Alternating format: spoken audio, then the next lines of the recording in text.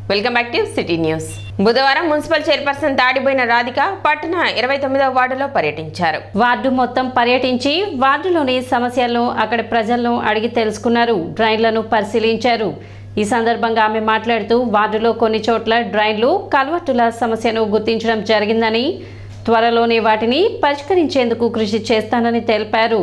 అదేవిధంగా సైడ్ డ్రైన్లపై అక్రమ కట్టడాలు ఉన్నాయని, వాటి కారణంగా మురుగునీటి పారుదల సమస్య తలెత్తుతుందని, నిర్మాణదారులు స్వచ్ఛందంగా వాటిని తొలగించి పురపాలక సంఘానికి సహకరించాలని చైర్పర్సన్ తాడిబోయిన రాధిక విజ్ఞప్తి చేశారు. చెత్త చెదారాలను మురుగు కాలువల్లో పడేయకుండా పురపాలక సంఘ సిబ్బందికి అందించాలని ఆమె సూచించారు. కార్యక్రమంలో పలువురు వైసీపీ నాయకులు, పురపాలక సంఘ సిబ్బంది పాల్గొన్నారు. 29వ వార్డు పర్యటిస్తానికి వచ్చాము. అన్ని వార్డుల్లో భాగంగా ఈరోజు ఈ వార్డుకు వచ్చేతలకి ఈ కాలువల మీద ఎక్కువ ఈ మెట్లు నిర్మించుకోవడం జరిగింది.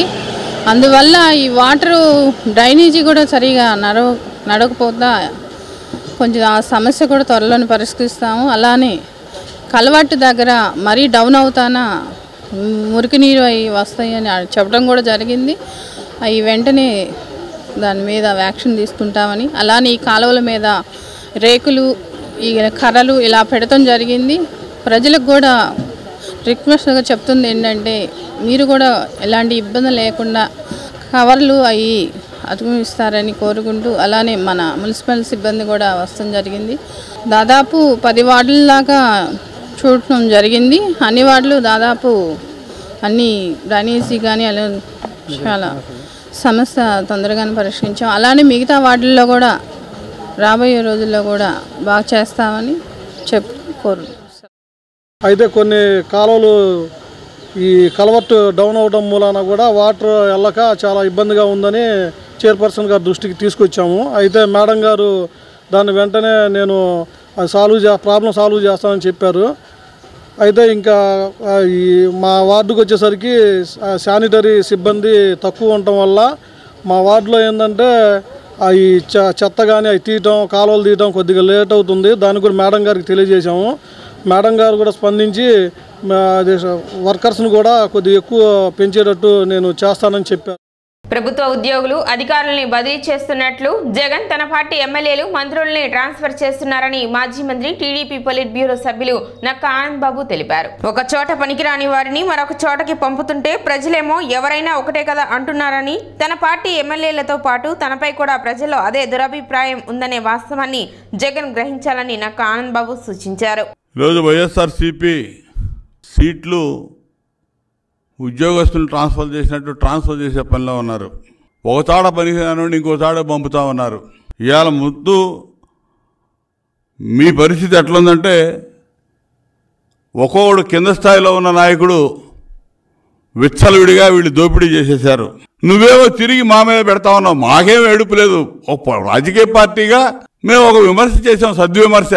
ఈ విధంగా మారుతా ఉన్నారు. ఈ రాష్ట్రంలో ఉన్నటువంటి పరిస్థితులు చెప్తా ఉన్నాం మేము. అంతేగా నువ్వు ఎటు మార్చుకుంటే, నియోజకవర్గాలు మార్చుకుంటే, లేకపోతే వాళ్ళకి సీట్లు తీసేస్తే మాకు వచ్చే నష్టం లేదు. నువ్వు ఏ సీట్లు నియోజకవర్గాలు మార్చినా ప్రజాగ్రహం నుంచి తప్పించుకునే పరిస్థితులు లేవు. అది గుర్తుపెట్టుకోండి. ప్రజాస్వామ్యాన్ని ఖూనీ చేసి అడ్డగోలు రాజకీయాలు ఈ రాష్ట్రంలో చేస్తా నాశనం చేసేశారు. ఇవాళ ఏం చేయాలో దిక్కుతోచని స్థితిలో ఇవాళ నీ సీట్లు మార్పిడి అటు అటు చేసుకుంటా ఉన్నావు. నువ్వేం చేసుకుంటే మాకెందుకు? చేసుకో, నీ ఇష్టం వచ్చినప్పుడు చేసుకో. నీకంటే ఎక్కువ బీసీలకి మొట్టమొదటగా గుర్తింపు, గౌరవాన్ని ఇచ్చినటువంటి party Telugu Desam party. Telugu Desam party అంటే బలహీన వర్గాల పార్టీ. ఇవాళ నీకు అసలు ఇక్కడ ప్రజలకు రక్షణ లేదు, ప్రజలకు విశ్వాసం లేదు. ప్రజాభిప్రాయం పూర్తిగా వ్యతిరేకంగా ఉంది. నిన్ను భరించే పరిస్థితిలో ఈ రాష్ట్రం లేదు, ఈ రాష్ట్ర ప్రజలు లేరు, సిద్ధంగా లేరు. నాశనం అయిపోయింది రాష్ట్రం. 20 సంవత్సరాలు వెనక్కి పోయింది. ఇవాళ సింగిల్ డిజిట్ కూడా వచ్చే పరిస్థితి లేదు. ఇవాళ ఏ సర్వే చెప్పినా ఏ చెబుతున్నారు, ఇవన్నీ నీకు తెలుసు. అటువంటి పరిస్థితుల్లో నువ్వు మొత్తం కూడా ఏదో మసిపూసి మారేడుకాయ చేయడానికి అటు షఫలింగ్ చేసి ఏదో షో చేస్తూ ఉన్నావు. దీంతో ఇవన్నీ కూడా నువ్వు ఎన్ని చేసినా కూడా ప్రజలు మీ పార్టీకి ఓట్లు వేయడానికి సిద్ధంగా లేరు. వైనాట్ 175 కాదు, నీకు 0 రాబోతా ఉంది. పులివెందులో కూడా నువ్వు ఓడిపోతావు. ట్రాన్స్ఫర్లు వీళ్ళని చేయటం కాదు, నువ్వు కూడా ట్రాన్స్ఫర్ అక్కడ సమరసత సేవా ఫౌండేషన్ ఆధ్వర్యంలో రాష్ట్ర వ్యాప్తంగా జరుగుతున్న హిందూ సమ్మేళనాలలో భాగంగా తెనాలి రూరల్ కొల్లిపురం మండలాలు హిందూ సమ్మేళనం కార్యక్రమం 15వ తేదీ శుక్రవారం గుడివాడ శివాలయం ప్రాంగణంలో నిర్వహిస్తున్నట్లు కడియాల సునీల్ కుమార్ తెలిపారు. ఉదయం 8 గంటలకు అయోధ్య నుండి వచ్చిన అక్షతల స్పర్శ కార్యక్రమం అనంతరం జ్యోతి ప్రజ్వలన భజన సంగీతంలో మొదలు 11 గంటలకు శోభాయాత్ర 12 గంటలకు హిందూ సమ్మేళన సభ జరుగుతుందని ఈ కార్యక్రమానికి ముఖ్య అతిథిగా శరణాగతి గోష్ఠి పీఠాధిపతులు శ్రీ నరేంద్ర రామానుజ దాస స్వామీజీ వారు పాల్గొంటారని జిల్లా ధర్మ ప్రచారక్ జంజనం హేమశంకరరావు తదితరులు పాల్గొంటారని ఈ యొక్క కార్యక్రమంలో శ్రీరామ భక్తులు భజన సంఘాల వారు అయ్యప్ప సంఘాల వారు సమరస సేవా ఫౌండేషన్ గ్రామ ధార్మిక సభ్యులు పాల్గొనాలని పిలుపునిచ్చారు. అయోధ్య రామజన్మభూమిలో జనవరి 22వ తారీఖు నూతన ప్రతిష్టా కార్యక్రమం ప్రపంచ స్థాయిలో ఎంతో అంగరంగ వైభవంగా జరుగుతుంది. ఇది మన హిందువులందరికీ కూడా ఎంతో గర్వకారణం. మరి ఈ ప్రతిష్టా మహోత్సవ కార్యక్రమంలో భాగంగా అయోధ్య బాలరాముడికి పూజ చేసినటువంటి కలశ స్థాపనలో ఉపయోగించినటువంటి పూజితాక్షతలు ప్రతి ఇంటికి కూడా ప్రతి గృహానికి కూడా చేరాలి అనే సదుద్దేశంతో మరి అయోధ్య నుంచి అక్షతలు జిల్లా మండల రాష్ట్ర స్థాయిల్లో అంతా పంపిణీ జరుగుతుంది. అందులో భాగంగా మన కోపెల్ల దగ్గర ఉన్నటువంటి గుడివాడ గ్రామంలో అక్షతలు రూరల్ గ్రామాలన్నిటికీ సంబంధించిన అక్షతలు ఉంచబడ్డాయి. మరి తెనాలి మండలంలో ఉన్నటువంటి 18 గ్రామాలకి కూడా ఈ అక్షతలు స్పర్శ కార్యక్రమం ద్వారా అందించడం జరుగుతుంది. ఈ స్పర్శ కార్యక్రమం పూర్తయిన అనంతరం సమరసత సేవా ఫౌండేషన్ వారి ఆధ్వర్యంలో హిందూ సమ్మేళన కార్యక్రమం తెనాలి మరియు కొల్లిపురం మండలాల యొక్క భజన మండలి బృందాల వారిచే హిందూ సమ్మేళన కార్యక్రమం ఏర్పాటు చేయడం జరుగుతుంది. ఈ హిందూ సమ్మేళనంలో భాగంగా భజన బృందాల వారిచే భజనా కార్యక్రమాలు, అలాగే అవి పూర్తయిన తర్వాత ఈ పూజాక్షతలు గ్రామంలో శోభాయాత్రగా ఊరేగించు.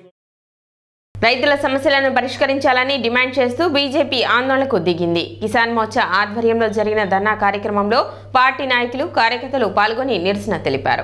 జిల్లా కలెక్టర్ కార్యాలయం వద్ద జరిగిన ధర్నా కార్యక్రమంలో బీజేపీ జిల్లా అధ్యక్షుడు నరేంద్ర కుమార్ మాట్లాడుతూ తుఫాన్తో నష్టపోయిన రైతులను రాష్ట్ర ప్రభుత్వం ఆదుకోవాలని డిమాండ్ చేశారు. ఎకరానికి 50,000 రూపాయలు నష్టపరిహారం ఇవ్వడంతో పాటు వర్షాలకు తడిసిన ధాన్యాన్ని మద్దతు ధరకు కొనుగోలు చేయాలన్నారు. పంటలపై రైతులు తీసుకున్న రుణాన్ని రద్దు చేయాలని డిమాండ్ చేశారు.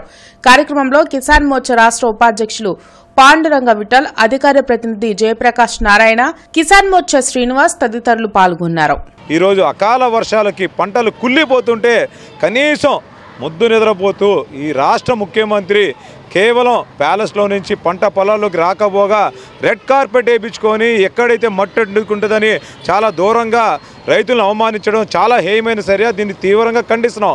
రైతు లేనిదే మనం బతకలేము, రైతే ఈ రాజ్యానికి వెన్నెముక అని అనేక పర్యాయాలు మనం చెబుతుంటే ఈ ప్రభుత్వంలోని వైసీపీ ప్రభుత్వం కనీసం నిమ్మకు నీరెత్తినట్టు చూస్తుంది. కానీ రైతుల దగ్గరికి వచ్చి పలకరీకపోగా ఎకరానికి 2,500 రూపాయలు నష్టపరిహారం ప్రకటించడం చాలా హాస్యాస్పదం. అదేవిధంగా గత 4.5 సంవత్సరాల నుంచి పంట కాలువలు కానీ అదేవిధంగా డ్రైనేజీ వ్యవస్థను కానీ కనీసమైనటువంటి తుత్తికార కూడా తీయక ఈ రోజున పొలంలో ఉన్న నీరు బయటికి పోయే మార్గం లేక రైతు కన్నీట నీరు గారుతుంటే ఈ రాష్ట్ర ప్రభుత్వం చోద్యం చూస్తున్నది.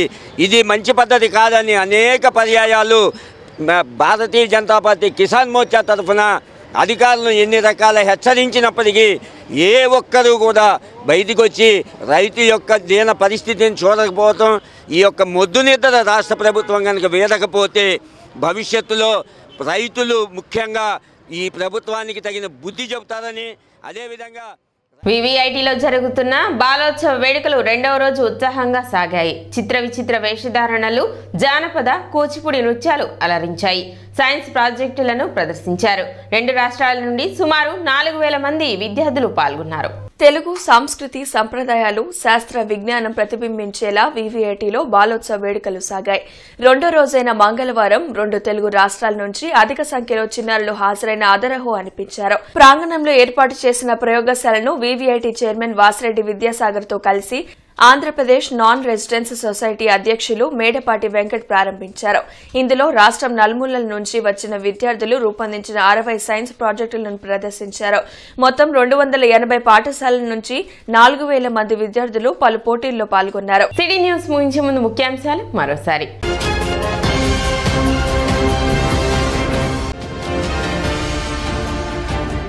పరిమితికి మించి ప్రయాణికులను ఆటోల్లో ఎక్కించరాదు. రవాణా శాఖ అధికారి రాఘవరావు హెచ్చరిక.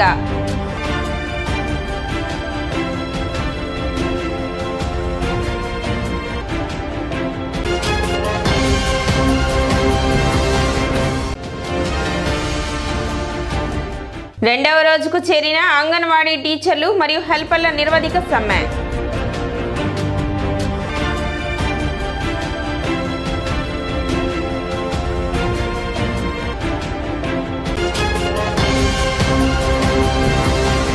సిటీ న్యూస్ ఇంతటితో సమాప్తం. నమస్కారం.